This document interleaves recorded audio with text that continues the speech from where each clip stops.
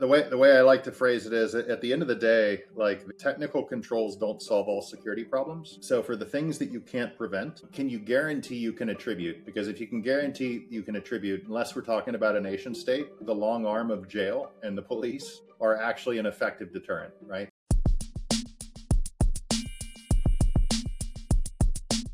Hello, everyone. This is your host, Manoj Tandon. Welcome to another episode of Dark Rhino Security, Security Confidential. We have another great guest today. Before I announce him, I got to remind you, please hit the like and subscribe button. It helps us quite a bit, and it allows us to keep bringing you this great content. So without further ado, I'd love to introduce to you Jasson Casey. He is the CEO of Beyond Identity. And, he had a colleague on here a couple years ago. But his company is firm in the zero trust arena, and they have some new announcements to make. We're eager to hear about them. But for himself, he's been in the business for over 20 plus years in security and networking. He's built enterprise solutions that protect global organizations from credential-based threats. So, Jasson, thank you so much for being on the show. We're looking forward to gaining some insights and knowledge from you. Thank you for being here. Yeah, thanks for having me. We love starting off a little bit with your background. Introduce us. Our audience might not know you. Give us a little bit of your dossier. Let's see. I've always been into building things. For some reason, I got fascinated with communicating protocols in college, and I stumbled upon a job in college that kind of helped me pay for school, essentially writing software that used sockets and spoke to other software, basically building distributed systems. I didn't really understand it in that framework back then. It was more of like a novice practitioner, but security problems kind of reared their head almost immediately once you start doing protocol implementation. And yeah, that's kind of how I started getting interested in it. That was back in 1999, where I was doing, it's called voice over IP. It's common today. It was cutting edge back then. And that took me on a journey for building big carrier grade systems. This was kind of before hyperscalers. I got into hyperscale-based infrastructure, took some time off, did a PhD in formal methods of distributed systems, and ended up moving to the East Coast, running engineering for General Keith Alexander at his company called IronNet. Then moved up to New York to run all of R&D for Security Scorecard as their CTO. And in 2019, I resigned to start my own business, or what I thought would be my own business. And I think like a week after I resigned, I ran into Jim Clark of, Netscape Jim Clark. Okay. And he convinced me that I didn't want to go out on my own. I wanted to join forces with him and a couple of his colleagues. And that's how we started Beyond Identity. Fantastic. Netscape. Wow. That an evolution from Mozilla way back in the day. Yeah. No, it's an interesting background, right? It was Silicon Graphics. So my first computer at work was a SGI machine, an Onyx running IRIX. I know it well. I use that myself a huge amount. I was in the CAD/CAM CAE space at the time. Yep. I remember the Onyx box. Yeah. My first job before I got that network protocols job was actually a geoscience job. And so we were basically doing visualizations and simulations of how to get oil out of the ground. And, what I would do is I would try and figure out how do we take this massive model and fit it in commodity memory, right? Like, and so it was I was working on more of like a set of geometry problems, if you will, than the actual geoscience. But yeah, that was my exposure to Silicon Graphics. What a small world. Yep. And Jim Clark, man, that's a name I haven't heard in ages, but it's interesting you would team up with him. What was his drive? Was he just entrepreneurship? He thought it was a nice venture, or did he have any particular interest in the zero trust space? His drive was entrepreneurship. And then also, like, if you look at his history, he's always been about user experience and design, right? So like he was obsessed, like when you think about Netscape, when you think about Silicon Graphics was all about how do you build this kind of supercomputer, but that's accessible to the worker to do unbelievable graphics without actually having to have a supercomputer? At I don't know how that it worked out at Netscape, but like in all of my interactions with them, like his focus has always been on human interaction and design. And at Netscape, they invented SSL to do private connectivity to allow for like commerce and transactions. And they solved the server authentication problem with certificates, but for user authentication, they kind of punted and they said, "You figure it out. You customer figure it out." And fast forward to the late teens, as a tinkering project, Jim had basically built an authentication layer for his yachts and his homes, right? Sounds like the tough life. All of his stuff is highly automated, right? So like his thesis, or like way back when, was he wants a yacht that he can dial into, right? That word doesn't even make sense today, but dial into over a satellite connection and pilot around, remotely. Like that, he's been trying to like build out that level of automation for a really, really long time, but using like commercial off the shelf parts versus like super specialized things. And that never stopped. And so, in the process of building this, he solved an authentication problem by basically realizing that, like, hey, there are these mobile devices and laptops that all of his staff, colleagues, and friends have. And rather than having them have a subpar user experience with passwords, he could essentially do a certificate for client-side authentication or device-bound credentials on the client-side authentication. And so he really looked at it as a user space problem, like just fixing a problem he introduced to the world in 1994. And I was more interested in it from like an actual security perspective. Like back at Scorecard, we had a ton of data on what was likely going on inside of a company, what we could see on their outside. We had partnerships with insurance companies that let us kind of study correlation to breach or correlation to payouts, right? Like claims. And, of the thousands and thousands of signals that we monitored, it turns out 3 of them were kind of beacons in the night. You were likely to have a bad event. And those 3 things were, do you use a password manager? Do you use MFA? And do you actually patch manage the endpoints that people work from? And so when I saw what Jim was working on, and I put it in context of where I was coming from, in my mind, it was like, well, wait a minute. In this solution that Jim and his team had come up with, the key is bound in an enclave, not in the processor. It's never in memory. It literally can't leave the device. It can't be stolen. And if he were to wrap a small EDR sensor with his authenticator, then he could answer those 3 magic questions at every authentication. Who are you? What device are you on? And are you secure enough for what you're actually asking for? And from a security perspective, like there's no credential to steal. There's no the connection can't be phished. The session can't even be hijacked because the token of the session itself is device bound.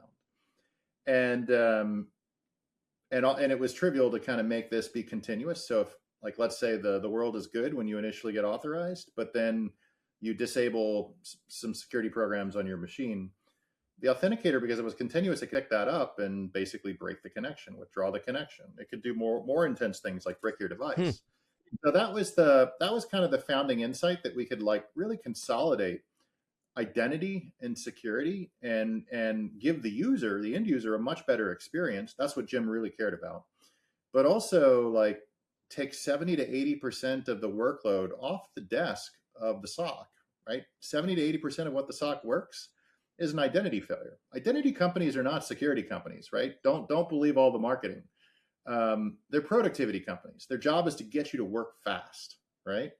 And you can kind of see the results of that in the news history of breaches over the last 5 years, or the CISA write-up on kind of Microsoft's approach to things. TLDR, they were very politely not happy. So yeah, that was the founding insight of Beyond Identity and kind of our approach to identity security. From a commercial aspect, Jasson, you look at the field of identity. Identity and access management. We'll generalize here for a second. it is crowded. Oh yeah. Right? I mean, there's a lot of players. Everybody from Microsoft to Google to companies like Okta and longtime players like Ping. And I mean, we could spend 20 minutes just naming companies that are in that space. Yep. When you guys founded this company, what was your design point to navigate what on the outside seems like a very saturated market? So we started in 2019. So I would say the market was actually quite a bit different then than it is today, right? So today, identity security is kind of hip and hot, and a lot of companies include it in their marketing. In 2019, it was novel. I would even argue like we were the ones that coined a lot of that well before the large companies. Okay. And our whole angle was all of your existing, all of your existing authentication technology in 2019. Again, it's trivially breakable, and we can show you a demo of how it works, but you don't even have to believe us. Go talk to whoever runs your SOC and just ask them what's the largest driver of security incidents in work, and wouldn't you like that to go away? So that's one angle. Another angle is using a password and phishing out a secondary device for a TOTP token or a push notification or a number match Yeah. is a horrible user experience. And we all do it because we don't think there's an alternative. But the minute you show someone an alternative, they'll never switch back. So we were basically offering like, hey, for the first time, you can actually improve your security in a way that reduces work, and your end users will actually like the improvement. You're giving them a better user experience. Now, are you not bound to the device though? We absolutely are bound to the device. Correct. So I have to have my specific laptop or my phone for the authentication scheme to work properly, the way you're Not, describing it. not exactly. You have to have a device that has been enrolled in the system. It doesn't have to be yours. Financial ownership is not actually a requirement. So I guess what I'm getting at is the use case of people traveling all the time, and you're at the hotel and you go into the business center and you just want to check your Microsoft email. So you Yep. can go into the cloud, authenticate via whatever your favorite MFA provider is, and connect into a federated environment inside of Microsoft 365, and away you go. So Close the I would argue, browser. yeah. So for that scenario, I would argue none of our customers are really too keen on allowing their email to be checked in a business center. But just to back up a little bit, one of the things that we did uniquely from the beginning is we supported managed and unmanaged devices. Our authenticator doesn't require privilege. It actually runs in an unprivileged process. When you enroll an authenticator, enrollment mechanically is like a cryptographic binding, very similar to how blockchain works. When one chain cryptographically checksums another and then you sign it. That's Okay. basically how our credential model works. So we make it trivial for the users to enroll any device they want to.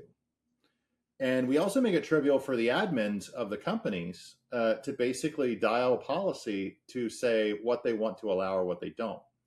And so one of the big differences with a system like ours versus traditional authentication, once someone enrolls an authentication credential, you have no idea where they're coming from, period, right?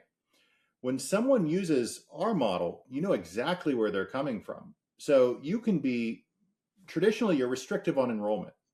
In our system, you can be unrestricted on enrollment. Let them enroll anything, and Okay. be restrictive on usage, because enrolling a credential requires policy and a countersigning. Using a credential requires policy and a primary signing. So, like, if you get that level of visibility and granularity on both, you can actually treat them differently. And that also opens up completely new avenues for your incident response team, for your SOC team, and now how they actually work account compromise. Um, it's much more precise. Your blast radius is a device of one. Um, and then, as I said earlier, like we actually joined security with identity. And what that means to us is we have the core of a sensor in our authenticator. So it's not just who are you and what device are you on, but are you secure enough for what you're actually asking for? That can be run on demand from the user's perspective. It can also be run on demand from the administrator's perspective. Okay. So again, playing devil's advocate, just because this Mm-hmm. is very interesting. It's and we run a 24/7 SOC, so what you're saying has a lot of merit, and I'm just wanting to dive a little bit deeper into this. What about, wouldn't the counterpoint be, well, in more traditional MFA, we can do geofencing then, or do some kind of policy administration, say, well, you can't But sign in from certain places, or yeah, but the reality is you're guessing and you're putting up a probability fence. You don't really know. For instance, how does your MFA token know it's responding to a device on your machine's primary authentication request versus an adversary who's man in the middle Jew? How does it really know the difference between that? it wouldn't. Right. It can't know the difference. It actually can.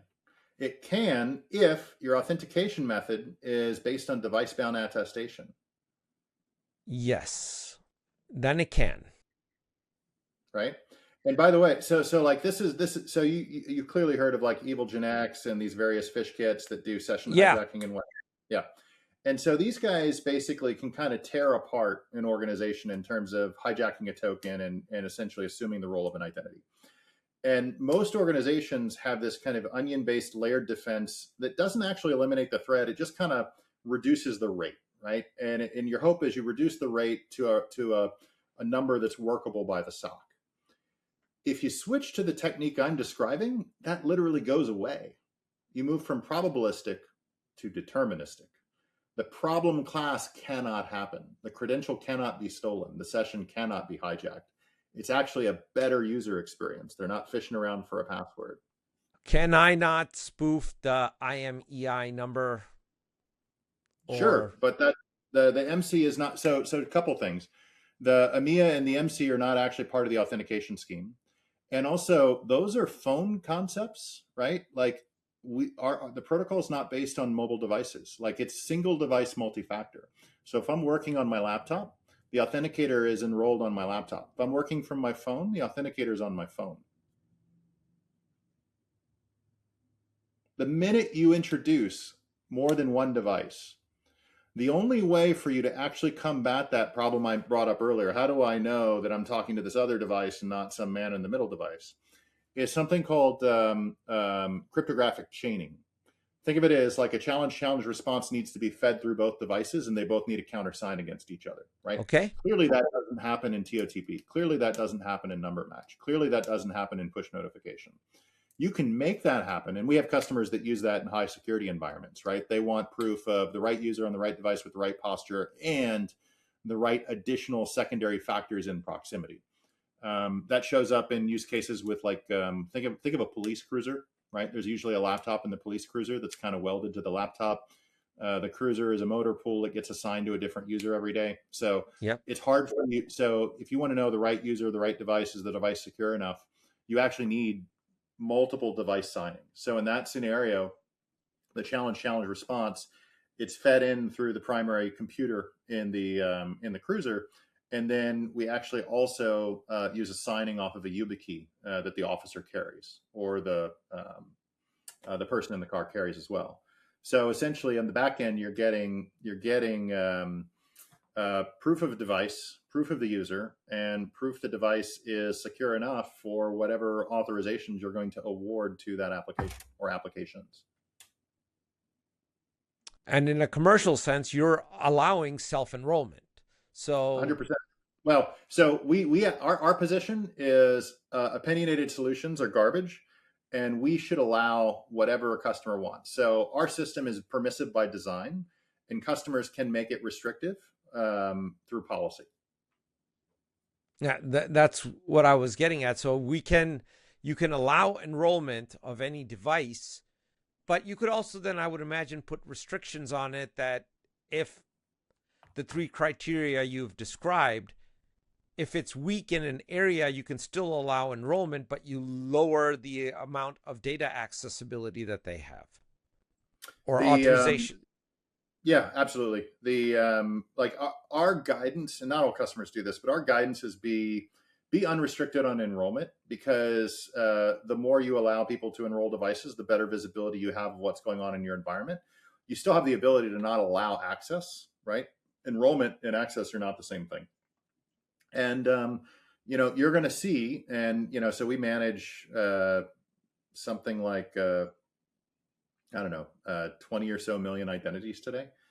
And when you look across this, you see all kinds of devices. 95% of them have some kind of enclave, right, that can guarantee that key can be stored, not in memory, can't move, can't be stolen, all that kind of stuff. 5% can't. Legacy devices or custom devices built in a certain way.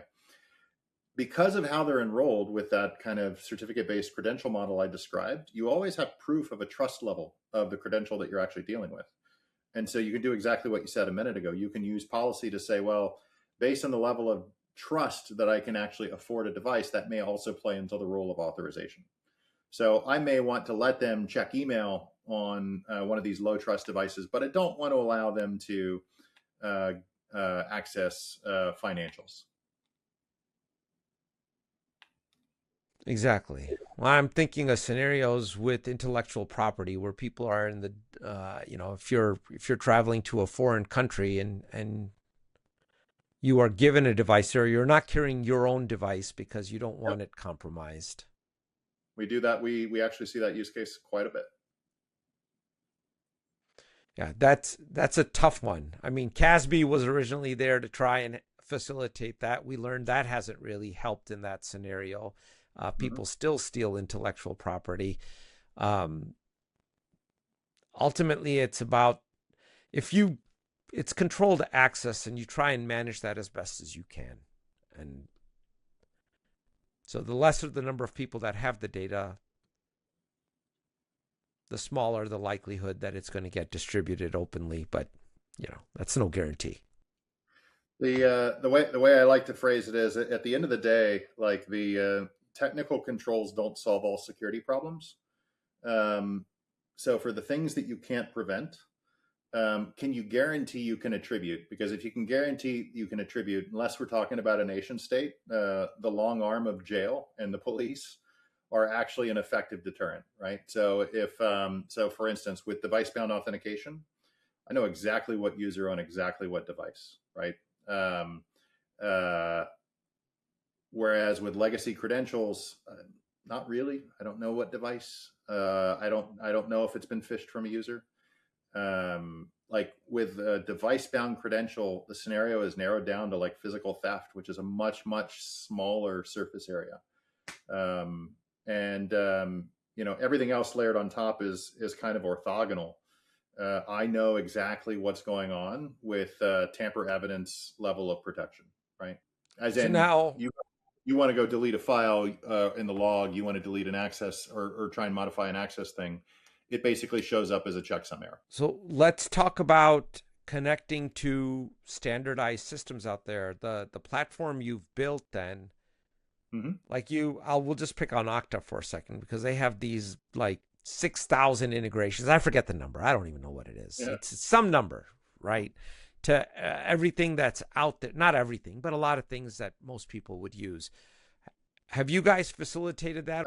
You can plug. So we don't displace Okta. We don't displace Microsoft. You plug us in. Think of us as like an intrusion prevention system for your identity stack.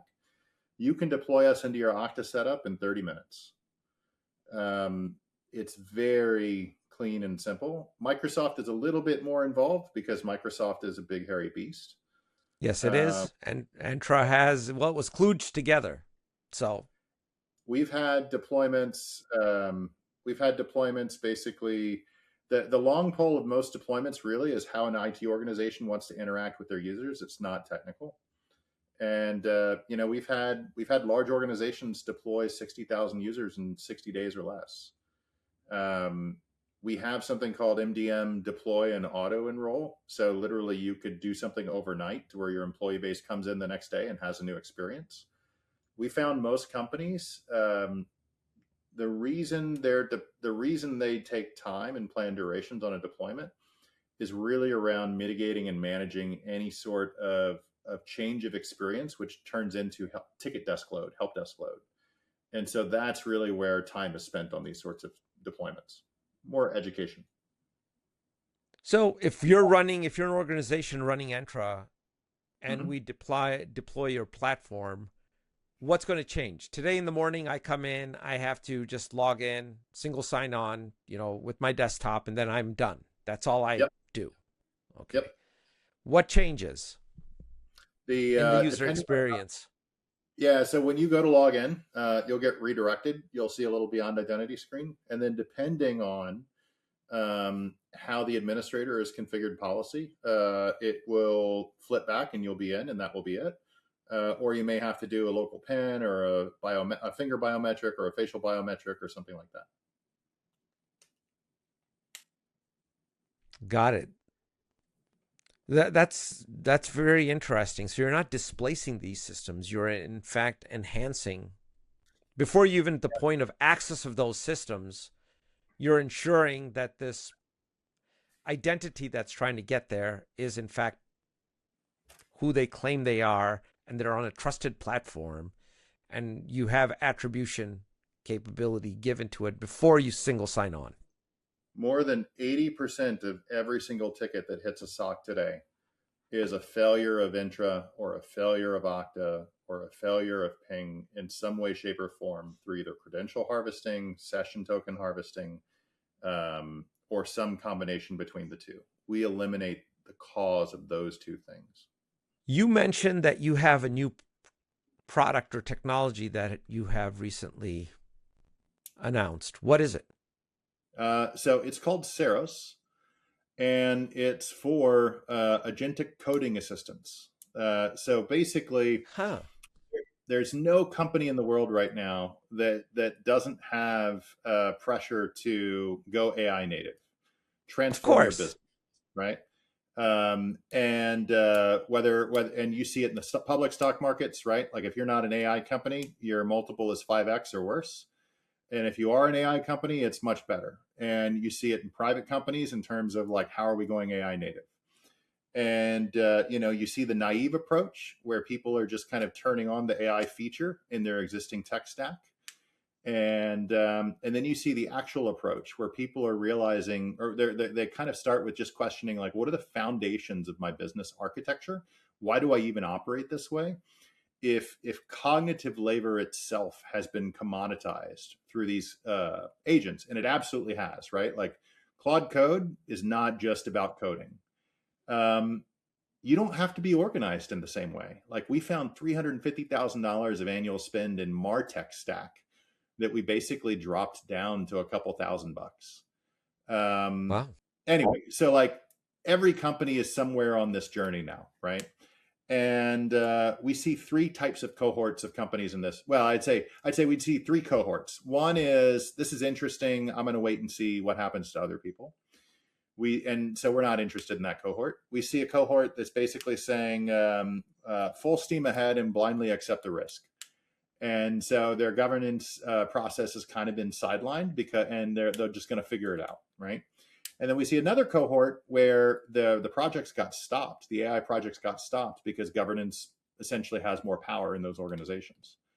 And it's those last two cohorts that we want to try and help. So we have introduced this thing called Ceros, and you can see it at beyondidentity.ai. There is a self-service. You can go sign up, see what it's all about on your own. There's even a free tier. You can use it on your own without charge. And the best way of thinking about what Ceros is think of it as like a virtual machine for your agent. So in Beyond Identity world, for our classic product, when you go log into a service, eventually you get redirected and then Beyond Identity is invoked. And as part of our process, we try and figure out what application is actually asking for the authentication. And is it legit? Is it on the bill of materials? Or is it some script somebody came up with to then try and harvest off data? And figuring out who's your daddy, right? Trying to figure out your parent process is a very classic incident response problem that's not easy, right? It's And not at all. we always had this idea cooking that we never deployed on our classic product, which was rather than get launched after the fact to then figure out what's going on and is the machine safe enough, what if we could do the launching? What if we were the way to launch an application and to start the authentication? And we never pulled the trigger on it, but it was an interesting idea because if you're launching the app, you know exactly what the app is. It's no longer a probabilistic problem. It's a simple deterministic problem. I want to launch that. Let's measure that. Then let's make sure that's the thing that we're loading into process space. Well, when we started looking at the agent problem, an agent needs an identity. The user has an identity. The device has an identity. Is the device secure enough for the authorizations given to the agent is even more important in agentics than it is with humans. And so we saw kind of all these classic identity problems rearing their heads, but being multiplied by like 1,000 across an organization that's running fast with AI. And so Ceros was our answer to that. So Ceros is think of it as like an AI zero trust agent. Ceros we'll make it concrete with Claude Code. Ceros will launch Claude Code.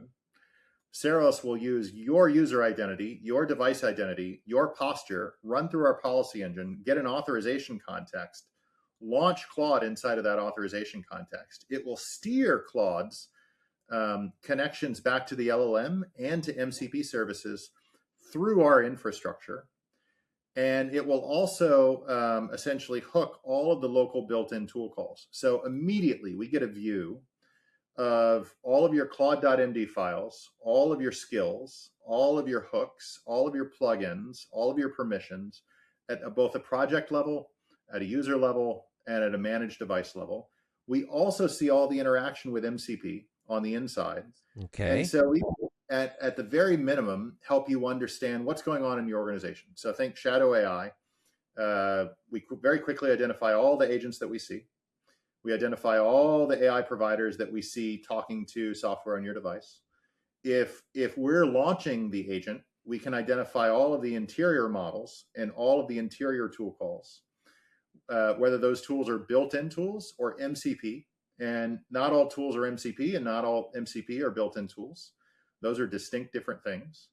And the surface area of risk running AI is multifaceted. It comes from your Claude.md file. It comes from your skills. It comes from your MCP. It also comes in from your built-in tools. It comes from your permissions.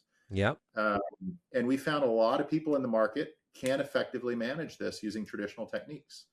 So we've launched Ceros to really kind of simplify it. And it doesn't depend on any of our existing product, but it does kind of leverage those 6 years of knowledge of how do I leverage device anchoring and device attestation to convert these kind of probabilistic security problems into deterministic problems.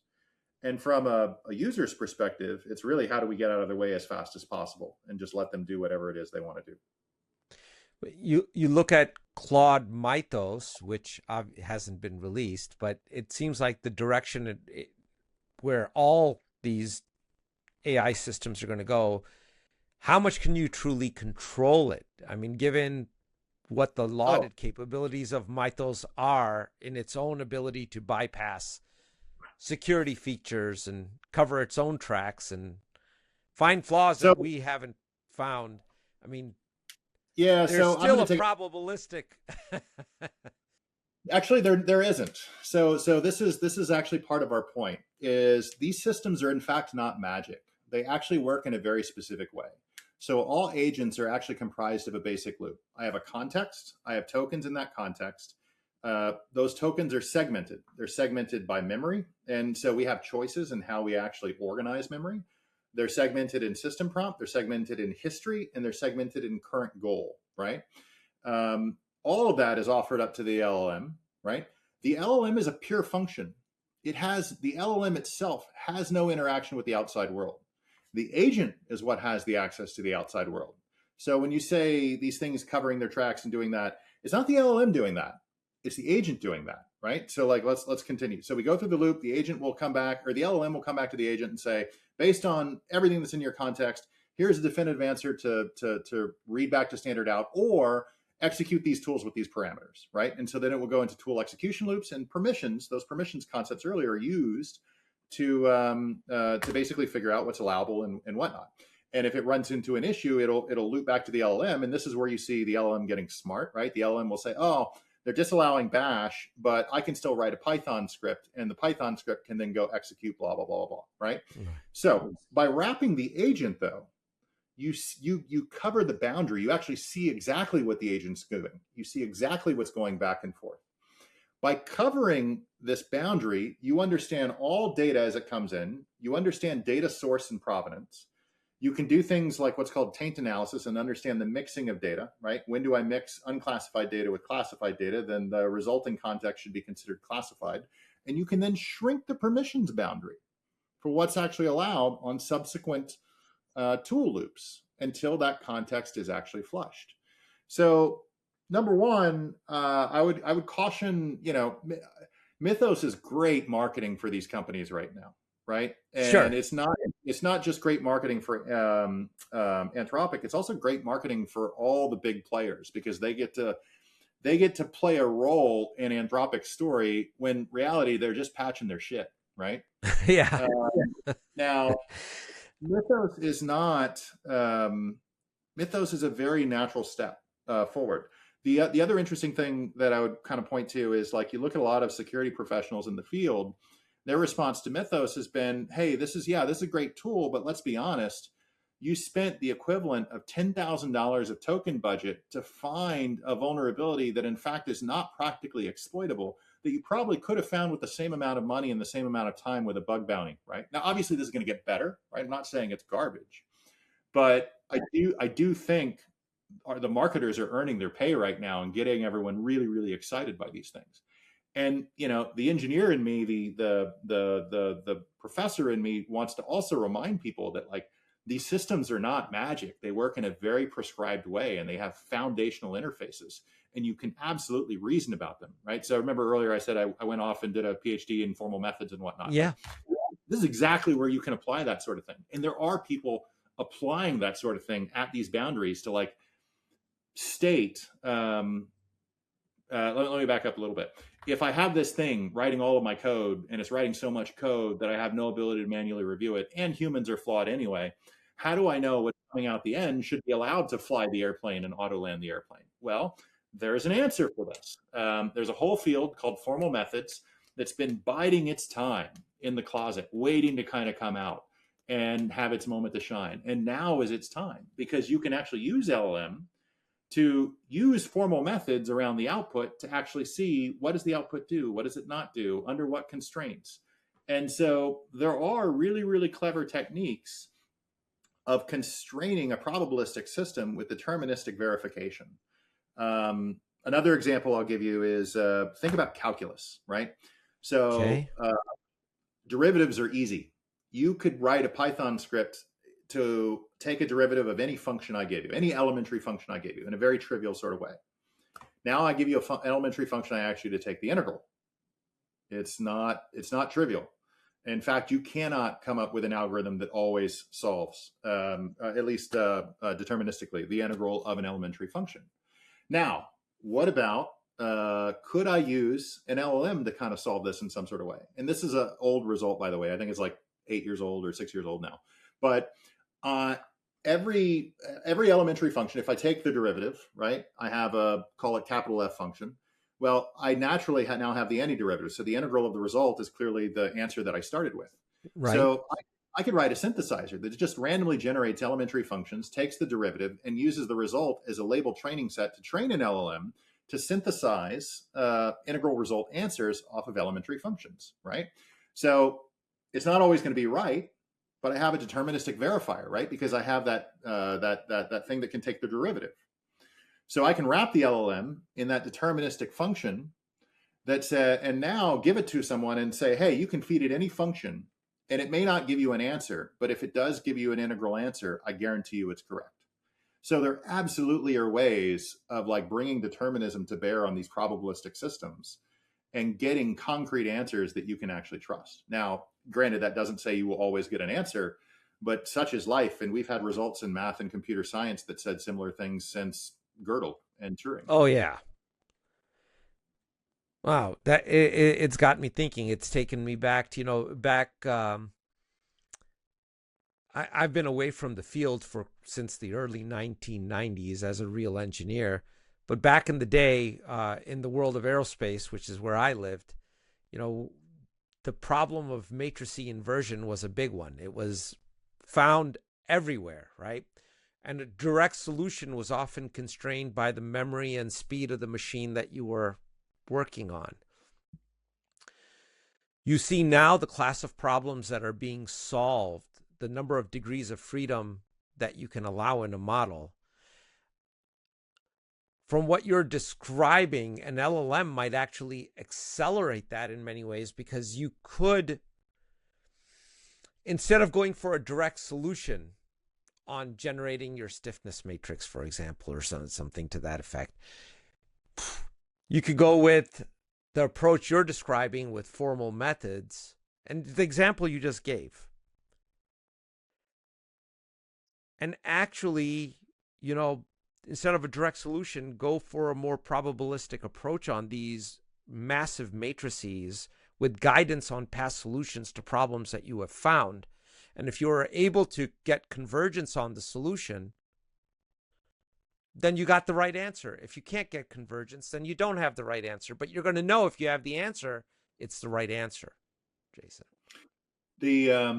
Any sort of problem set where you basically kind of have invertibility, or maybe that's not the right word, but where you can basically go from the solution back to the problem, or you have this deterministic verifier, you can basically use the verifier to synthesize a label set, train a model, and then basically verify any answer from the model back through the verifier and whether it's correct. So like, that's a valid approach. There's also, and by the way, I'm not an expert in this, but there's another set of models that are not large language models.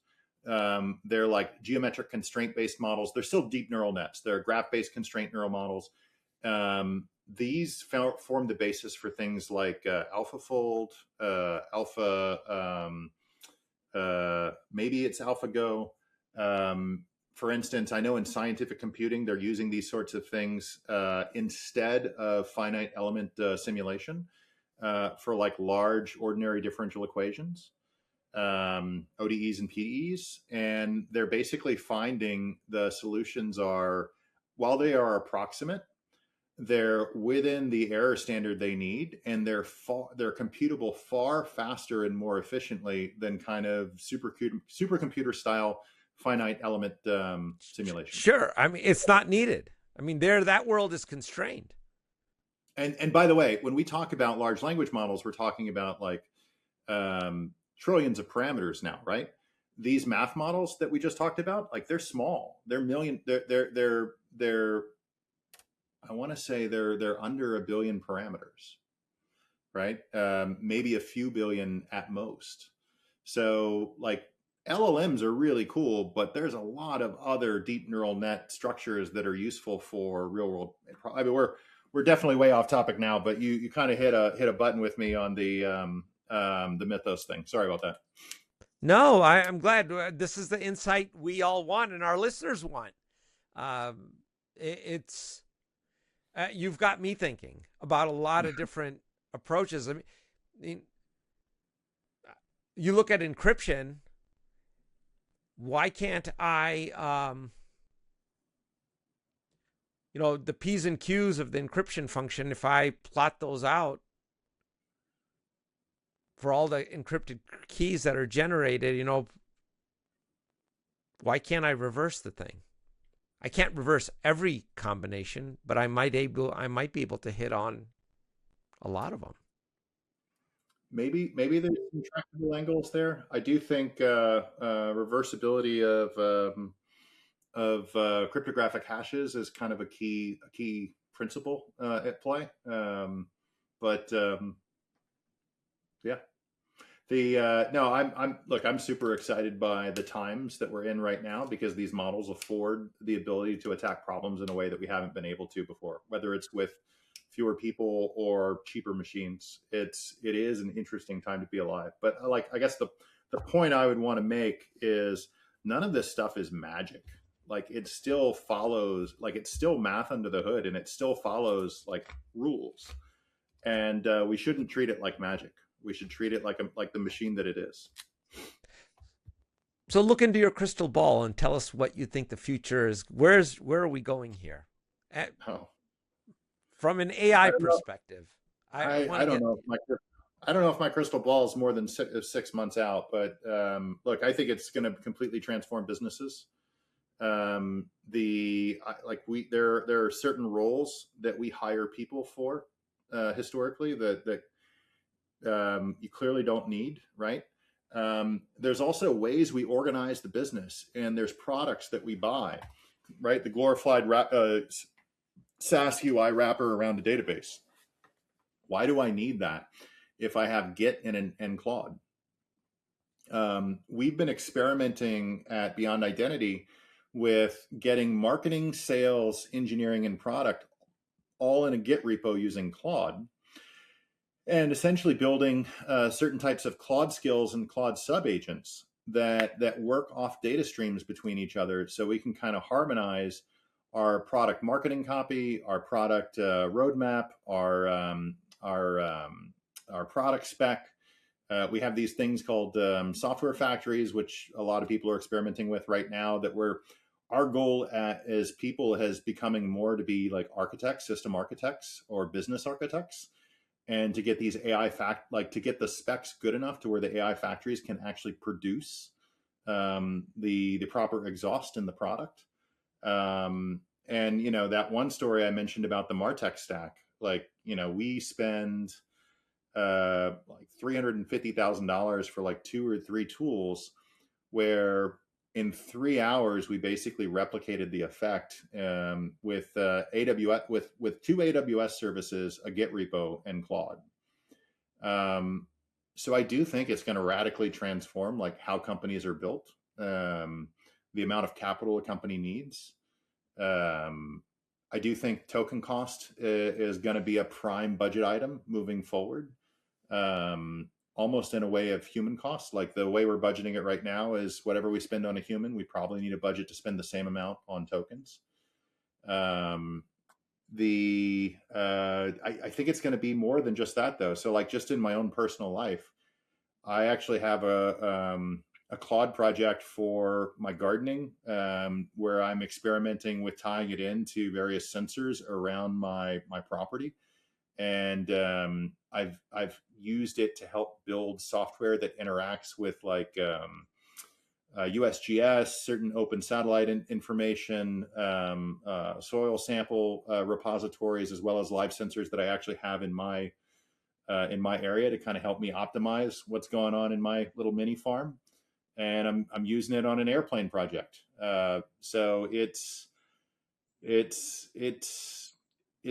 do think it's going to be massively transformative. I would agree with you completely. We've already seen it. When you're talking about functions, I can tell you in our own organization, the financial functions, AI has more than paid for itself.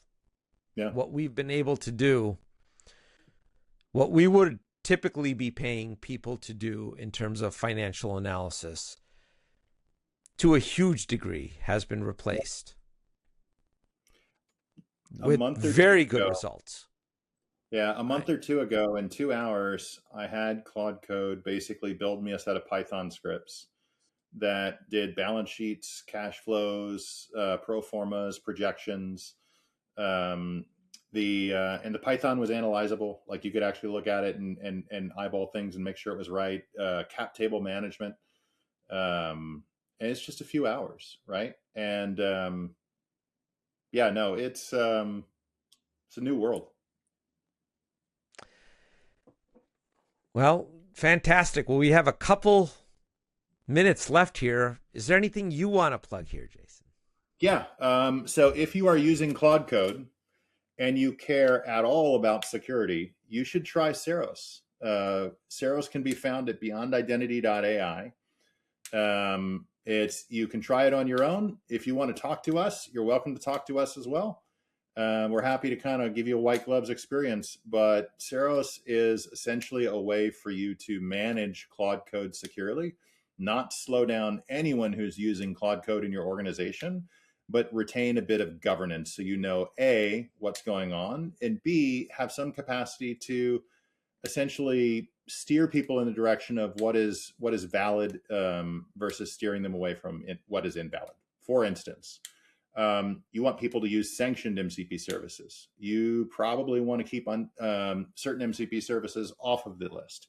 You want to understand how people are interacting with skills and make sure that when those skills pull in binaries and tools, those follow a secure SDLC process, or at the bare minimum, come off a secure bomb. Ceros makes all of this super easy.